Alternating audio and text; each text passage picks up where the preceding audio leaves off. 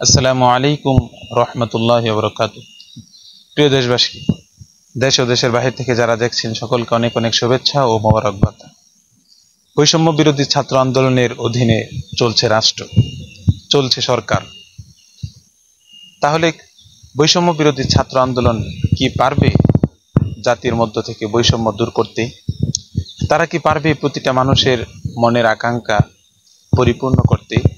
তারা কি পারবে মানুষের আবেগ মানুষের আবেগগুলোকে, মানুষের আশা তামান্নাগুলোকে বাস্তবায়ন করতে? হ্যাঁ প্রিয় দেশবাসী, সেই প্রশ্ন নিয়ে আজকে আপনাদের সামনে উপস্থিত হয়েছি। আমরা দেখেছি বৈষম্য বিরোধী ছাত্র আন্দোলনের অধীনে যখন সাবেক প্রধানমন্ত্রী পদত্যাগ করেছে এবং নতুন তত্ত্বাবধায়ক সরকার প্রধান উপদেষ্টা ডক্টর ইউনূস প্রধান উপদেষ্টা হয়েছে, দেখতে পেরেছি মানুষ রাস্তায় এসে কিংবা সচিবালয়ে এসে কিংবা রাজপথে নেমে মানুষ তাদের দাবিগুলো সুন্দরভাবে আদায় করে নিচ্ছে। হ্যাঁ, তাহলে সেই বৈষম্য দূর করার জন্য আমরাও না হয় একটি দাবি করি। প্রিয় দেশবাসী, আপনারা দেখেছেন আনসাররা তাদের চাকরি জাতীয়করণে সক্ষম হয়েছে, অথচ তারাই কিন্তু ছাত্রদের উপর গণপিটুনি দিয়েছিল, তারাই কিন্তু ছাত্রদের উপর গণহামলা চালিয়েছিল।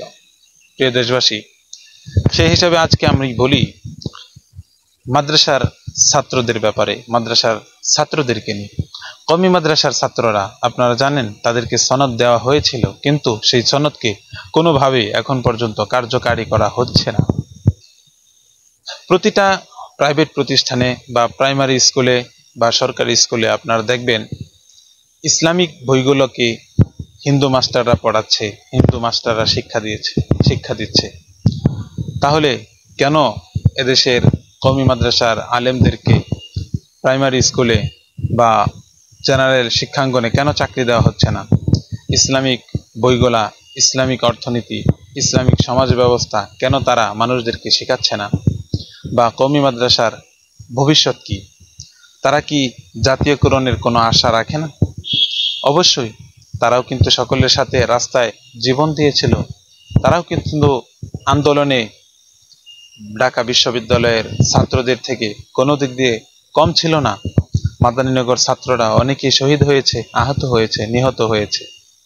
প্রিয় দেশবাসী, তাই আমি আশা রাখবো প্রধান উপদেষ্টার প্রতি, তারা যেন কওমি মাদ্রাসার ছাত্রদেরকে জাতীয়ভাবে সম্মান দেয় এবং জাতীয়করণে যেন কওমি মাদ্রাসার অংশ থাকে এবং সরকারি চাকরিতে যেন কওমি মাদ্রাসাদের একটা কোঠা থাকে। আসসালামু আলাইকুম ওয়া রাহমাতুল্লাহ।